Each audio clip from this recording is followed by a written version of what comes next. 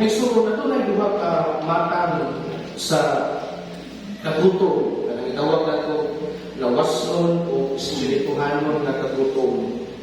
Ang lawasnon na kagutom, mao ang masinatig sa mga tao na wala o gamay lang ang mataon.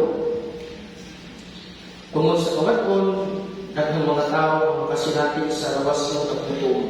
Samtang ang espirituhanon na kagutom, mao ang mabati sa mga tao na wala pa makaila sa Ginoo o kanila mananandoy pa sa tinuod ng kalipay o sa mga tao na nanita pa sa kamatuoran. Ang mga kabus, mo'y kanunay makasinatig sa lawas ng kagutom. Kinahanglan na mag-ugi sila sa pagtrabaho ng tag-adlaw aron makakaon. Kung wala syurte, hasta ang dito papasmo. Apan makubre o madato, ang tao usahay makasinati sa espirituhanong kagutom. Mangandoy kini sa tinuod na kalipay. Mangita kini sa tinuod na kahulugan sa kinabuhi. Nagsundan ng mga tao na dili magmalipayon bisan anaan ang kanila ang bahandi. Dungog o gaho. So, natin mga tao na nailahan ang kuwana. Ingon ka ba na naan na nila ang tanan? Pero nagyan po'y ka ng kakuwang na ilang ibati, hawang na ilang ibati. Usahay, di sila makibaw kung sa ilang ginahanggan. Nganong daghan ng mga tao na mabati o may mga pabati. Ang tubag na naras, ipamilyo karon na atong nadungog na ibasa. Ningon si Jesus na ang tao dili mabuhi sa panlamang kundi sa matagpulong na kakikan sa bakbak sa Diyos.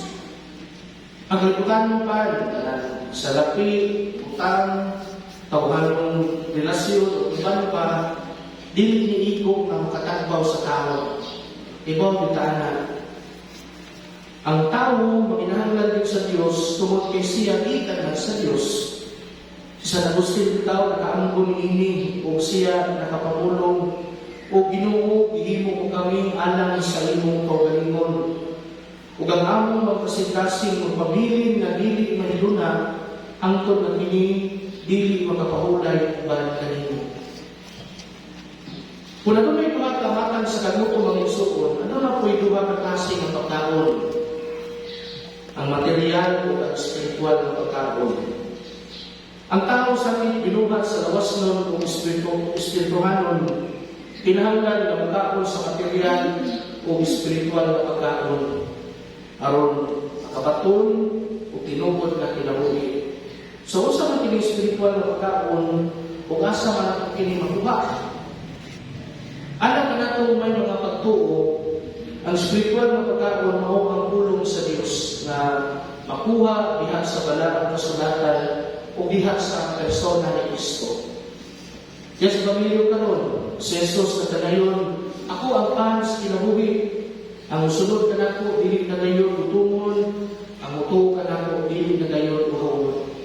So, sa may ipasabot ni Kristo ini, si Jesus mao ang buhing pulong sa Diyos nga nagpakatao. Mao na ingon, kung nanganalitag, makakita, makaila sa atong langitnong mamahan, atong maganduyon si Kristo.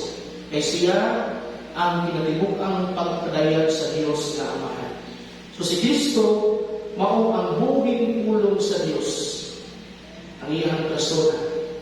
Kailangan na ni Kristo niya sa Ebanghelyo, so nakailan kita sa atong langitnong Amahan. Pinaagi kaniya atong masabtan ang kinatibuk-ang mensahe sa Diyos.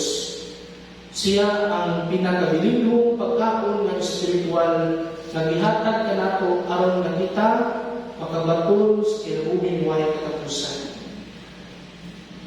Sa usang paagi nato igsuon madawat sa Kristo ang pan sa kinabuhi. Ato madawat si Jesus sa iyang kinatibukan diha sa Eucharistia. Pinaagi sa pagdalawa. Ang atong kinabuhi mahiusa kang Jesus o sa tibuok simbahan. O kini maong kahiusahan, mahatagan o pahulugan kung kita magsugod sa pagsunod sa kinabuhi o panagingnan ni Jesus. Pinaagi lamang ini kita makasinati sa tinuod na kalipay o makabaton sa katagbawan. Pinaagi ni Kristo. Makabaton din tayo tinuod na kalipay o tinuod na katagbawan. Sa giingon ni Jesus, ang musunod na ako, dili na gayon lutumon, ang mutuo ka na ako, dili na gayon buhawon. Ano na yung mga tao may isuon nga igo-igo lang ang galintan? Mag-overtime, aron mag-overtime sa ilang trabaho, aron adunay kapakaon sa ilang pamilya. Pero makatando, ano man, bisan pa sa kadaghan sa ilang trabaho, adunay yapo sila yung panahon alang sa Ginoo. Makatando yung buhat niya ng himo. Kay